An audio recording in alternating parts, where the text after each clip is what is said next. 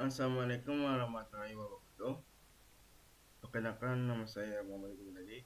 Saya di sini akan menerangkan analisis laporan keuangan dari jenis perusahaan manufaktur yang bernama Agro Energi Indonesia atau pada perusahaannya dengan nama Agro.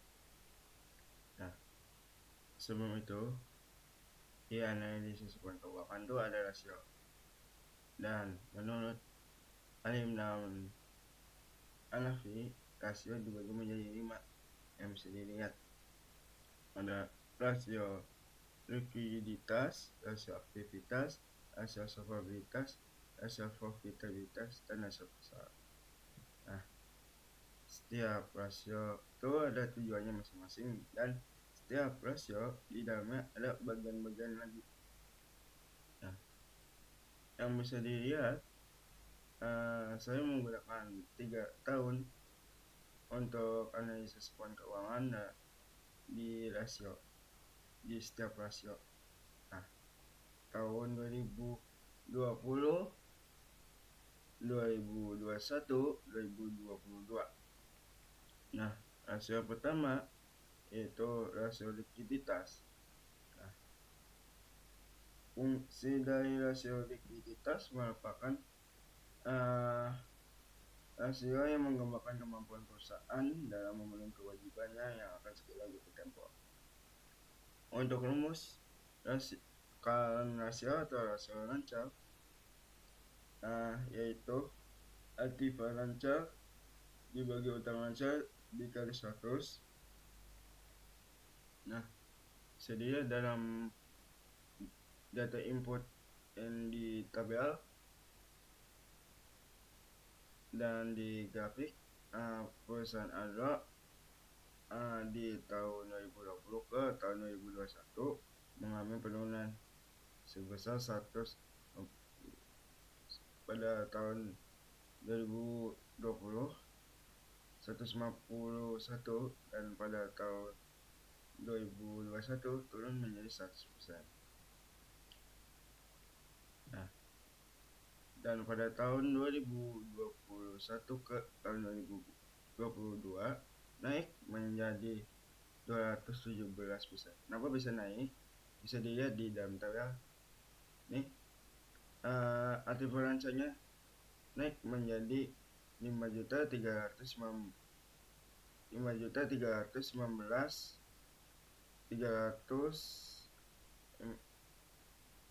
5.319.309 rupiah. Dan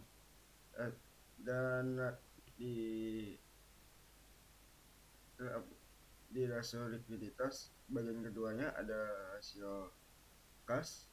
Nah, rasio kas itu rumusnya kas dan setara kas dibagi utang lancar dikali 100%. Nah, tujuan dari rasio kas itu yaitu kemampuan untuk membayar utang yang harus segera dipenuhi dengan kas yang tersedia dalam perusahaan dan efek yang dapat segera diuangkan. Jadi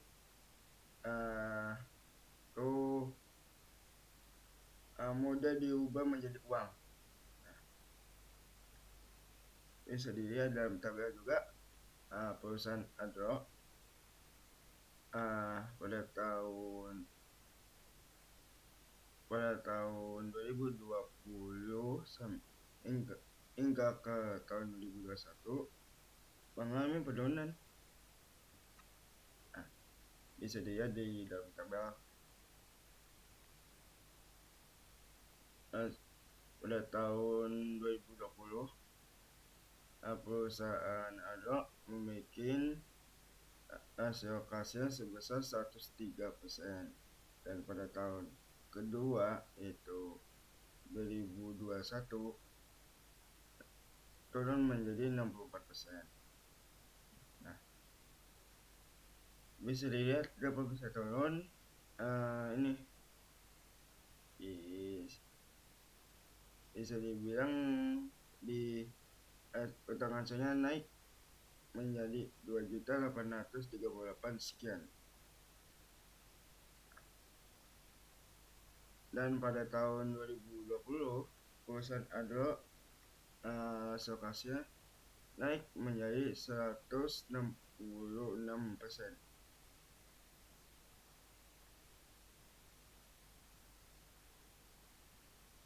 Ini di dalam grafik sudah dapat dilihat.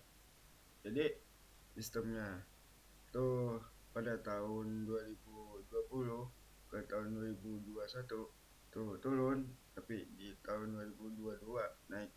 Nah, kenapa bisa naik? Kembali lagi ke tabel di rasio kas. Rasio kasnya yang tadi 2021 tuh 64 naik menjadi 166%. Jadi naik 66%. Jadi naik 62% dari tahun sebelumnya. Nah, kenapa bisa naik? Bisa dilihat di ini di kas kasnya di dalam tabel perusahaan Adro naik menjadi 4.067 sekian.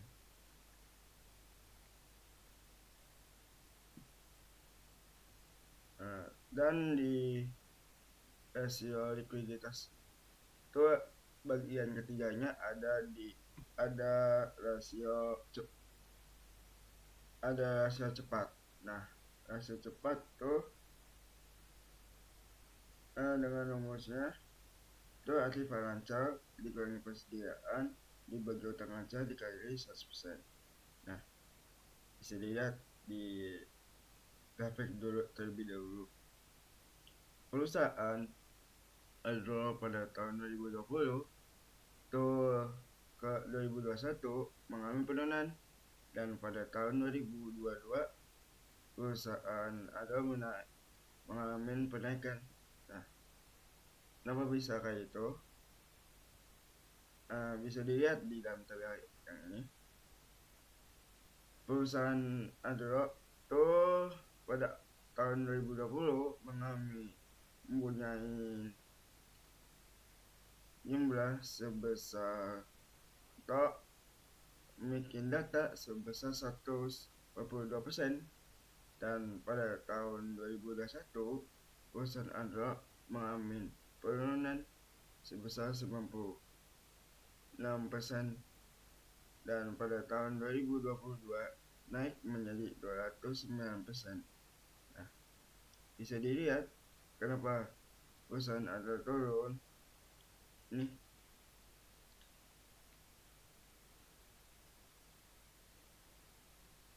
bisa dilihat. Jadi tuh perusahaan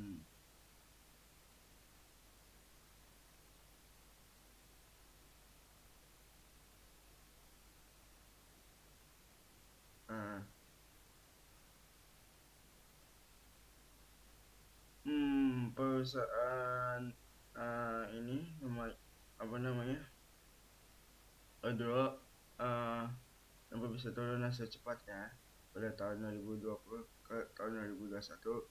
Soalnya tahun 2021 naik menjadi 2.712 sekian, yang mengakibatkan jadi totalnya 96%. Tapi di tahun 2022 naik menjadi 209% akibat ini jumlah yang tuh bisa dibilang jumlah ini nih bisa dibilang hasil dari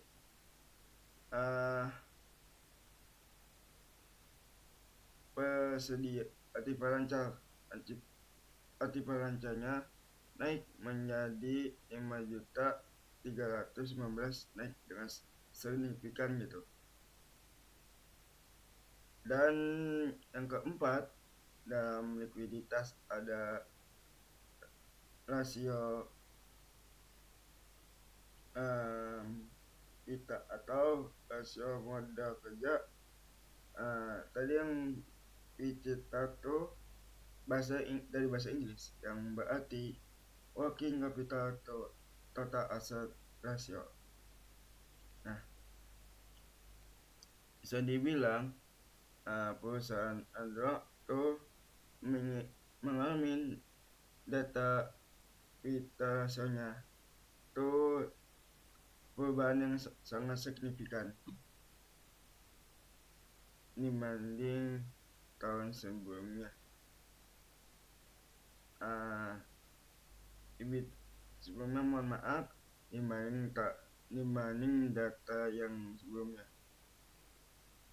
Walaupun ada penurunan, tapi di rasio ini, di beta rasio perusahaan Android benar-benar mengalami penurunan pada tahun 2020 ke 2021. Kenapa bisa turun? Dan bisa dilihat di grafik dan di tabel. Kalau di tabel,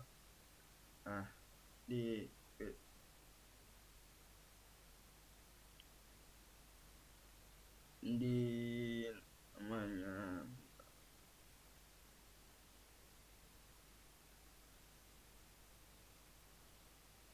di jumlah aktifnya naik menjadi 7 juta dan pada tahun 2020 aktifnya tuh awal mulanya 6 juta dan pada tahun 2021 naik menjadi 7 juta dan bisa dibilang pada tahun 2021 kan jumlah aktifnya naik dan di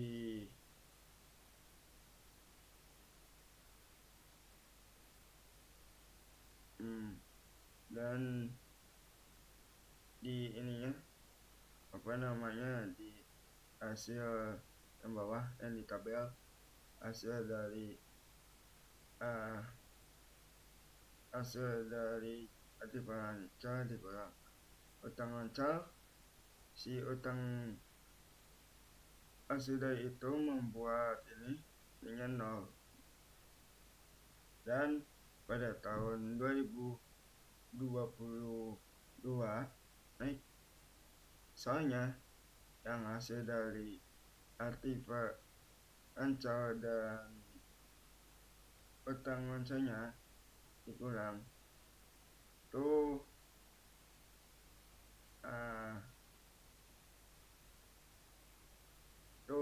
ada jumlahnya juga menjadi 2 juta sekian. Dan yang lebih jelasnya apa ini bisa naik di tahun ini nih di jumlah aktifnya tuh naik signifikan banget gitu, naik menjadi 10 juta walaupun aktifan lancarnya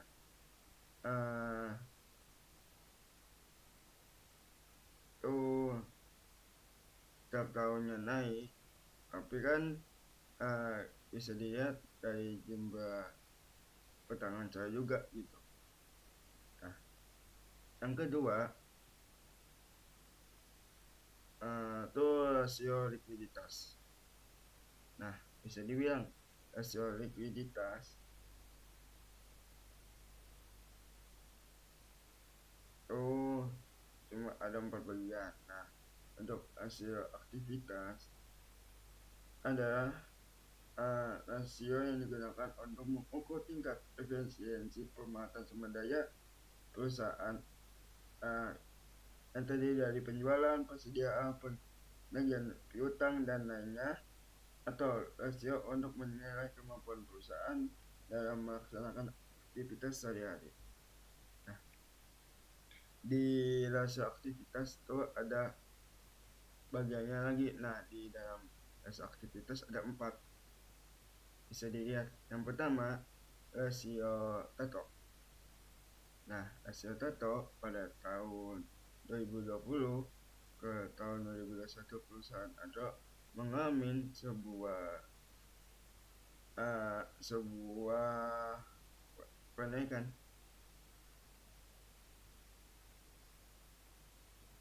yang pada tahun 2020 awalnya 0,40 dan pada tahun 2021 naik menjadi 0,53. Kenapa bisa naik? Di sini bisa dilihat dari total aktiva. Total aktivanya naik pada tahun 2020 ke tahun 2021 naik naik menjadi 7 juta yang awalnya 6 juta menjadi 7 juta. Nah, di rumusnya kalau untuk rasio aktiva yang Tato, rumusnya itu penjualan dibagi total aktiva. Nah, pada tahun 2022 kembali lagi mengalami sebuah penaikan. Nah, penaikannya 0,75. Bisa dilihat, kenapa bisa naik? Karena total aktifnya juga naik dari tahun sebelumnya sama penjualannya gitu. Jadi si tahun ini tahun 2022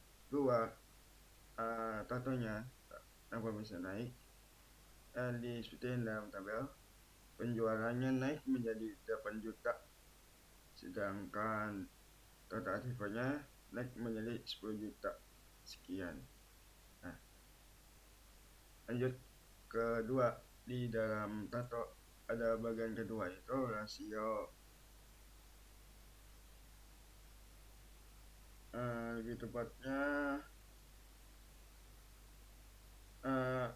recoverable ratio atau dalam bahasa Indonesia tingkat perputaran piutang. Fungsi dari ini adalah kemampuan perusahaan dalam mengumpulkan piutang. Artinya semakin cepat perputaran piutang, semakin bagus dalam pengumpulan piutangnya. Nah, untuk rumusnya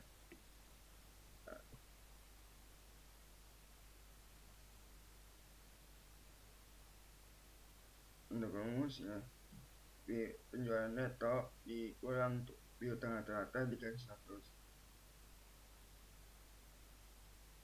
Nah, kalau recoverable turnover digunakan untuk mengukur berapa lama penagihan piutang selama satu periode atau berapa kali dana yang tertanam dalam piutang ini berputar dalam satu periode. Semakin tinggi rasio menunjukkan bahwa modal kerja yang ditanamkan dalam piutang semakin rendah dibandingkan dengan rasio sebelumnya, dan tentunya kondisi ini bagi perusahaan semakin baik. Sebaliknya, jika semakin rendah maka ada over investment dalam piutang. Cara mencari hasilnya seperti yang tadi yang sudah saya sebutin rumusnya, penjualan neto dibagi piutang rata-rata dikali 100%. Nah, bisa dilihat dalam tabel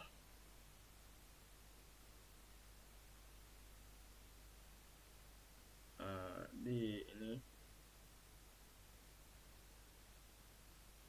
Sebelum melihat dalam tabel di recoverable turnover ratio-nya mengalami penaikan. Nah, penaikannya tuh bisa lihat lebih jelas dalam tabel. Nah, di dalam tabel kenapa naik? Nah, di tahun 2020 perusahaan Adro memiliki apa namanya tingkat perputaran piutangnya naik, yang awalnya pada tahun 2020 sebesar 453 dan kemudian naik pada tahun 2021 sebesar 960. Nah, kenapa bisa naik? Bisa dilihat di tahun 2020 dan 2021 si ini penjualan neto dan piutang rata-ratanya naik. Yang awalnya di tahun 2020 penjualan netonya tuh 576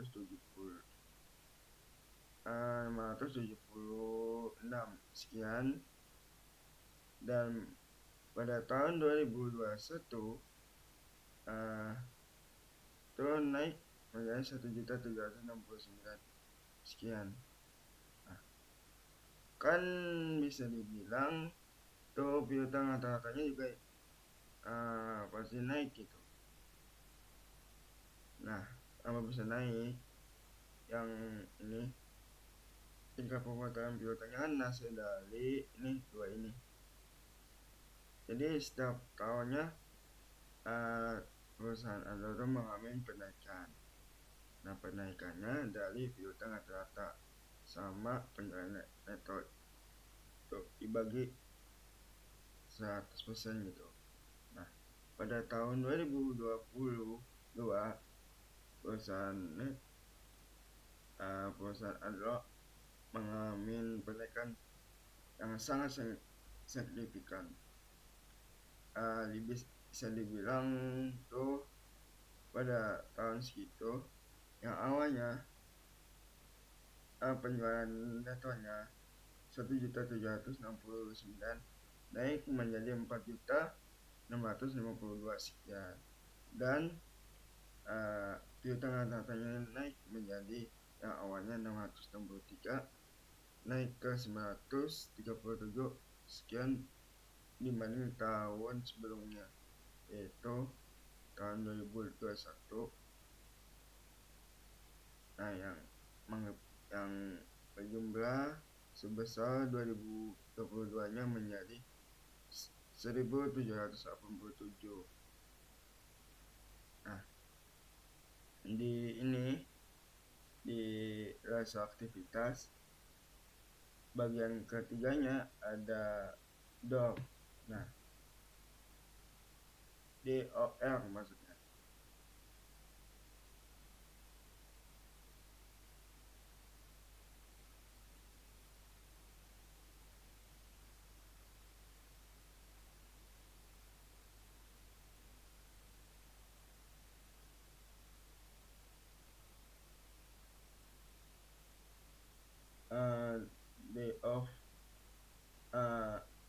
Day of recoverable. Nah, ini digunakan untuk mengukur periode rata-rata yang diperlukan untuk mengumpulkan piutang bagi bank yang akan memberikan kredit perlu, juga menghitung hari rata-rata penagihan piutang DOL. Jadi rumusnya piutang rata-rata dikurang maksudnya piutang rata-rata dikali 360 dibagi penjualan. Nah, bisa dilihat di dalam grafik perusahaan Andorra mengalami penurunan pada tahun 2021 2022 gitu di tahun sebelumnya. Malah tahun sebelumnya kan bisa dilihat naik. Kenapa bisa itu? Kembali ke tabel. Nah, di tabel tuh perusahaan Andorra memiliki penjualan rata-rata mulanya dengan jumlah 458. Dan penjualannya naik menjadi 2.534.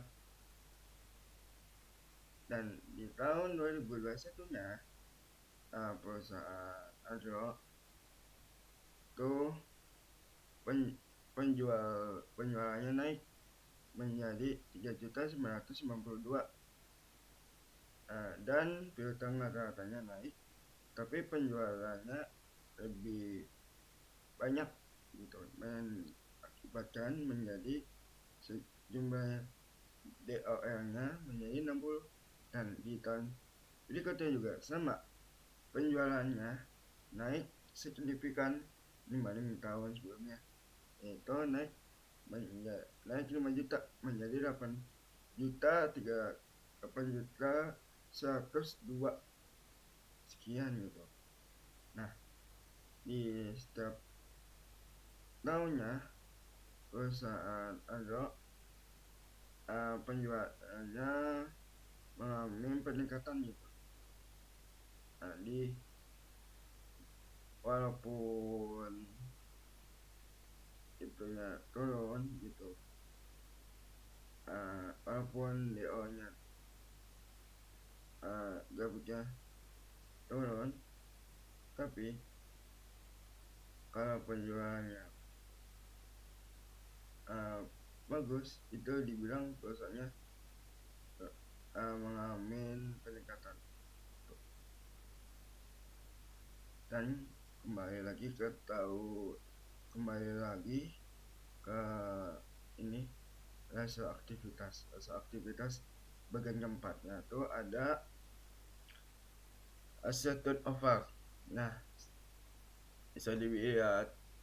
Nah, di asset turnover-nya perusahaan Android mengalami penaikan dari 0 pada tahun 2020-nya 0,397, dan tahun keduanya 0,536, pada tahun ketiganya yaitu 2022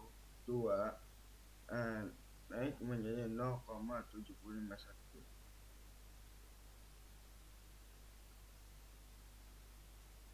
Lebih tepatnya 0,751. Nah, kenapa bisa gitu? Kembali lagi ke tabel. Jadi tabelnya itu menunjukkan setiap tahunnya adalah mengalami kenaikan aset turnover. Nah, aset turnover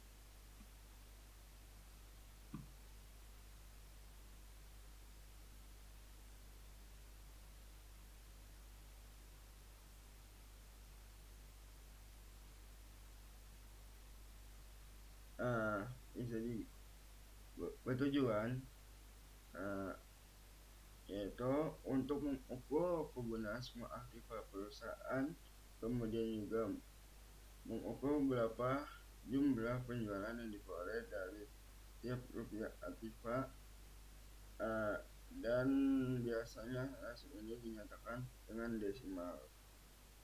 Makanya tadi saya bilang, jadi kenapa bisa mengalami penaikan tuh nih di total aktifnya pada tahun 2020 ke tahun 2021 naik, walaupun penjualannya naik juga, tapi yang bisa dibilang tuh semuanya peningkatan menjadi 0,397,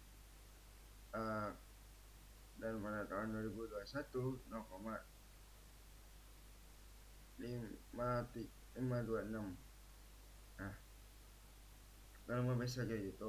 Karena penjualan dan total aktifnya naik dibanding tahun sebelumnya.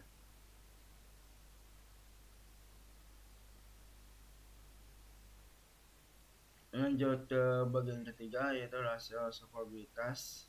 Di rasio solvabilitas sama kayak rasio sebelumnya, ada bagian-bagiannya. Nah, bagian pertama yaitu DER.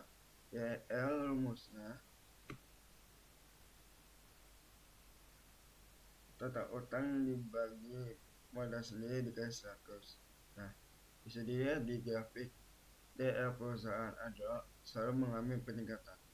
Nah, tiap tahunnya perusahaan Adro selalu mengalami peningkatan total utang yang awal mulanya di tahun 2020 2 juta sekian, dan di tahun 2021 mengalami peningkatan lagi total utang jadi sekian 3 juta, dan di tahun ketiga ini di tahun 2022 naik lagi menjadi 4 juta. Nah, lanjut ke bagian kedua dari rasio ketiga, yaitu rasio probabilitas. Ada DAR. DAR rumusnya total utang dibagi total aktiva dikali 100%. Nah, bisa dilihat di grafik tiap tahunnya mengalami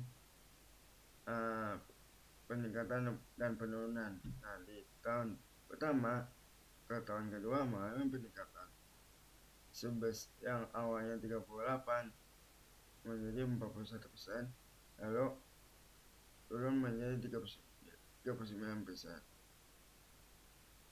Nah, kenapa bisa turun?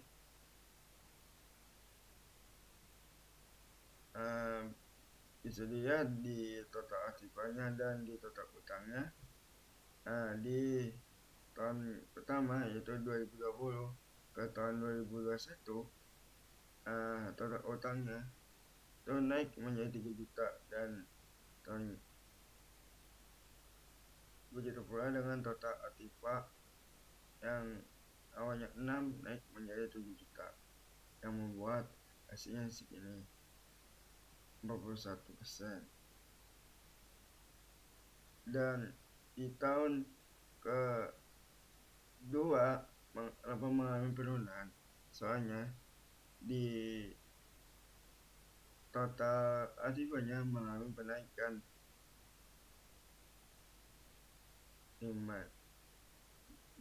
mengalami penaikan yang signifikan dibanding total utang. Yang total utangnya yang di tahun 2022 4 juta, tapi di total aktifnya naik menjadi 10 juta. Di bagian ketiga, di rasio ketiga yaitu rasio probabilitas. Di bagian ketiganya yaitu TDE. Nah, rumusnya hutang jangka panjang dibagi modal sendiri. Nah, dikali 100%. Bisa dilihat di grafik tiap tahunnya perusahaan Adro mengalami peningkatan. Nah, di tahun pertama TDE-nya 86%, di tahun kedua 118%, di tahun ketiga naik menjadi 121%. Nah, di sini bisa dilihat di tabel kenapa bisa naik di tiap tahunnya, karena di utang jangka panjangnya naik tiap tahunnya. Lanjut ke bagian keempat dari rasio ketiga, yaitu TIA. Di TIA ini perusahaan Adro selalu mengalami peningkatan. Nah, peningkatannya bisa dibilang di bagiannya yaitu untuk pendatangannya di EBIT dan bunganya. Tiap tahunnya perusahaan Adro yang awal mulanya di tahun 2020 itu 576, dan di tahun 2021 EBIT-nya naik menjadi 1 juta. Lanjut ke bagian rasio keempat, yaitu rasio profitabilitas. Fungsi dari probabilitas adalah kemampuan perusahaan dalam menghasilkan laba. Artinya seberapa besar rasio dari kemampuan perusahaan dalam menghasilkan laba dari aktivitas perusahaan, maka semakin baik perusahaan tersebut. Rasa profitabilitas merupakan aspek fundamental perusahaan karena selain memiliki daya tarik yang besar bagi investor yang akan menanamkan dananya pada perusahaan, juga sebagai alat ukur terhadap aktivitas dan efisiensi penggunaan semua sumber daya yang ada di dalam proses operasional dan perusahaan. Maksudnya proses operasional perusahaan. Nah, kembali lagi ke ini rasio profitabilitas. Itu bagian pertamanya ada GPM. Nah, bisa dilihat GPM nya perusahaan ada di grafik. Nah, tiap tahunnya mengalami peningkatan. Bisa dibilang di tahun 2020 ke 2021, 2022 itu naik menjadi 44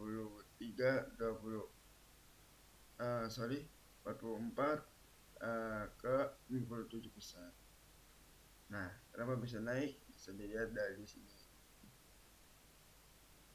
Penjualannya naik dengan signifikan. Yang tadinya 2 juta naik ke 3 juta dan naik ke 8 juta tiap tahunnya. Untuk rumusnya, GPM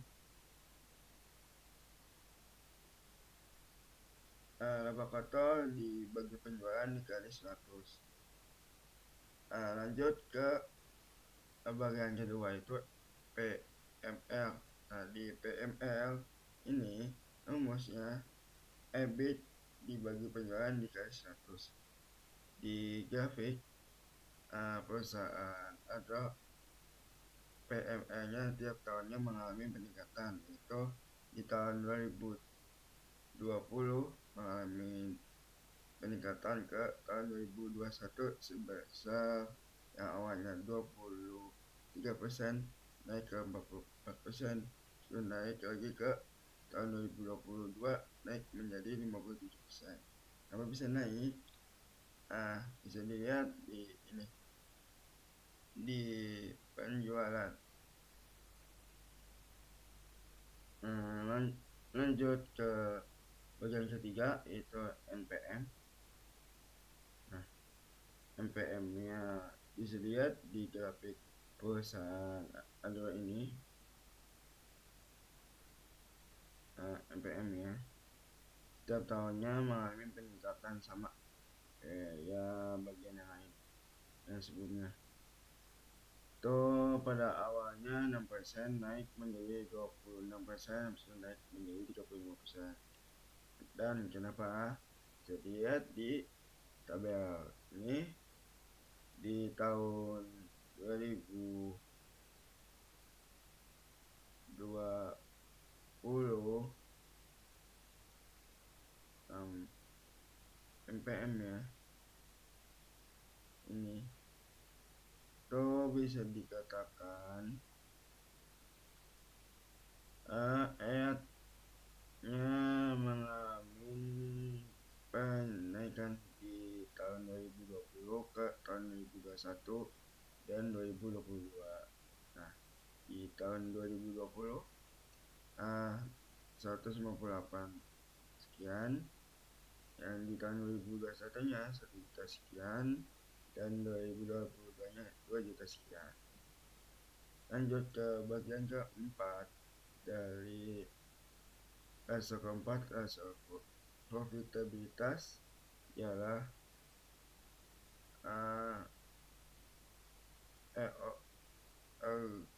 LOE. Nah, di LOE ini bisa dilihat di tabel atau di grafik.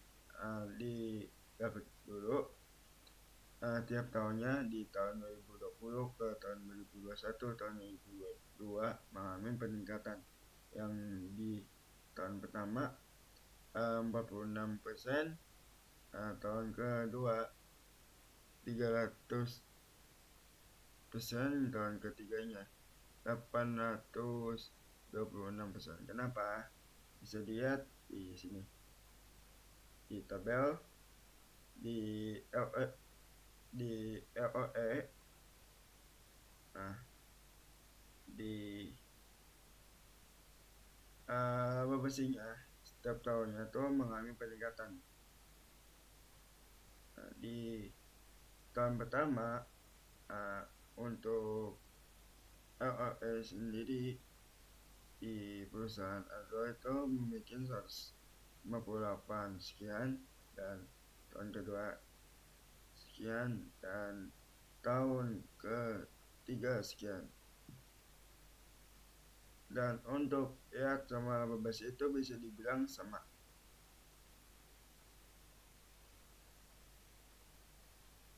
Nah, untuk rumusnya tadi untuk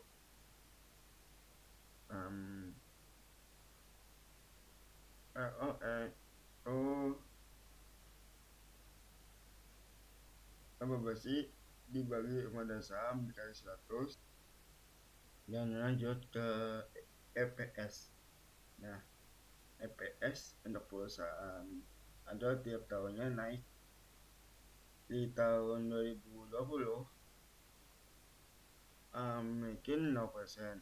Di tahun 2021 naik menjadi 3%.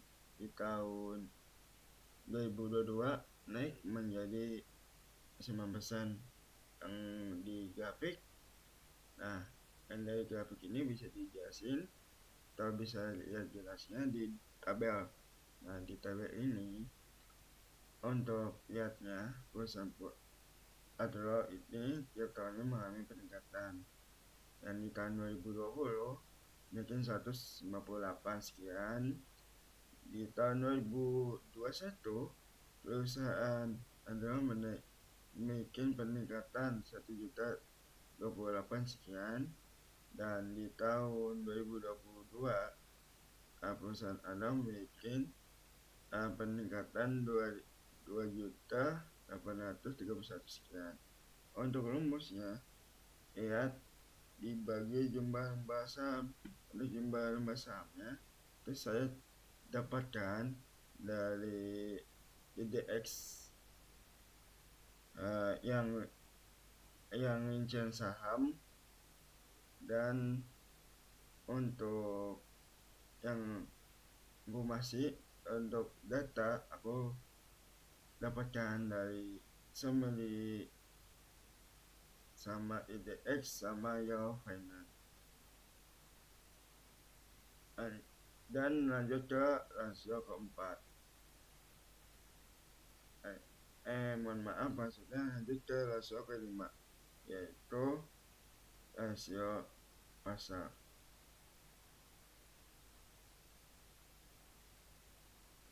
Rasio kelima itu rasio pasar. Di dalamnya sama, tadi ada bagian-bagiannya. Nah, di pertama ini perusahaan ada memiliki bagian, yaitu yang pertama PEL. Nah, PEL di tiap tahunnya akan mengalami penurunan, yang dimana di grafik memiliki awalnya 288,571 turun menjadi 71.834 rupiah, dan turun lagi pada tahun 2022 turun menjadi 43.497 sekian. Untuk rumusnya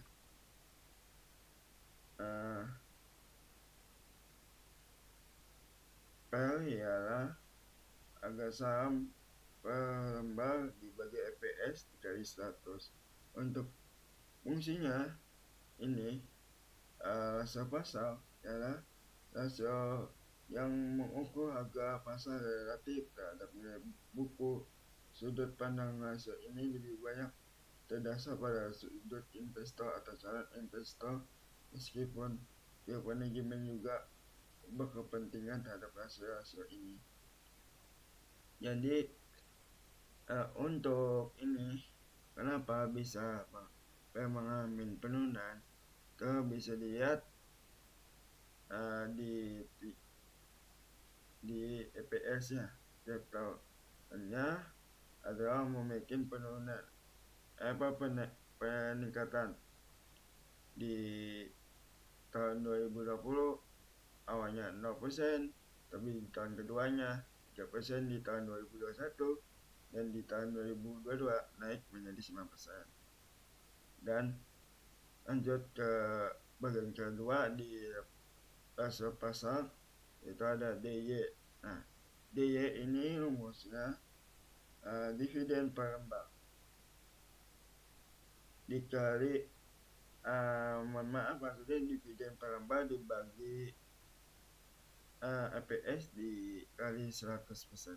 Nah, bisa dilihat grafiknya perusahaan adalah di DY tiap tahunnya mengalami penaikan dan penurunan. Di tahun pertama, di tahun 2020 ke tahun 2021 mengalami penaikan. Nah, bisa dibilang tuh pada tahun 2021 ke 2022 itu mengalami penurunan. Bisa dilihat di tabel di dividen per lembarnya. Nah, dividen per lembarnya tuh pada tahun 2020 segini, pada tahun 2021 segini, dan di tahun 2022 segini. Nah, untuk rumusnya IY ialah dividen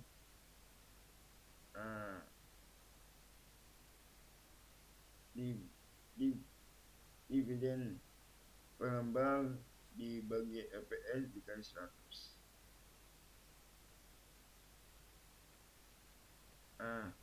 Lanjut ke BV.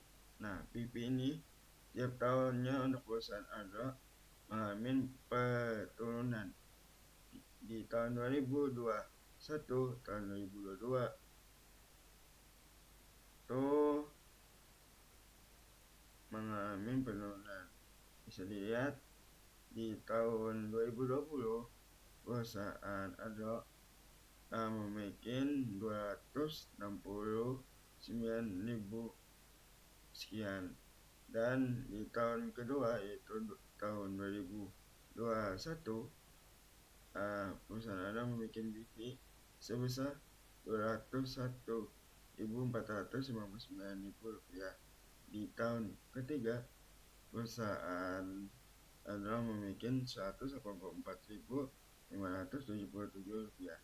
Kenapa bisa segini, bisa dapat data segini? Bisa dilihat di tabel sebelah. Nah, di tabel ini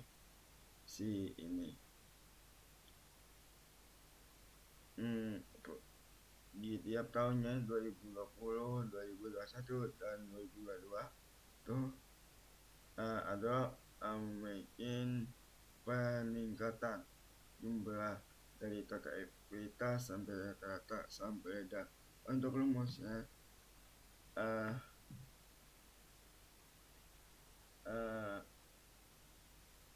total ekuitas dibagi rata-rata saham per lembar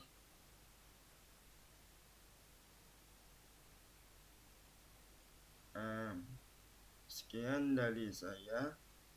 Mohon maaf jika ada kekurangan dan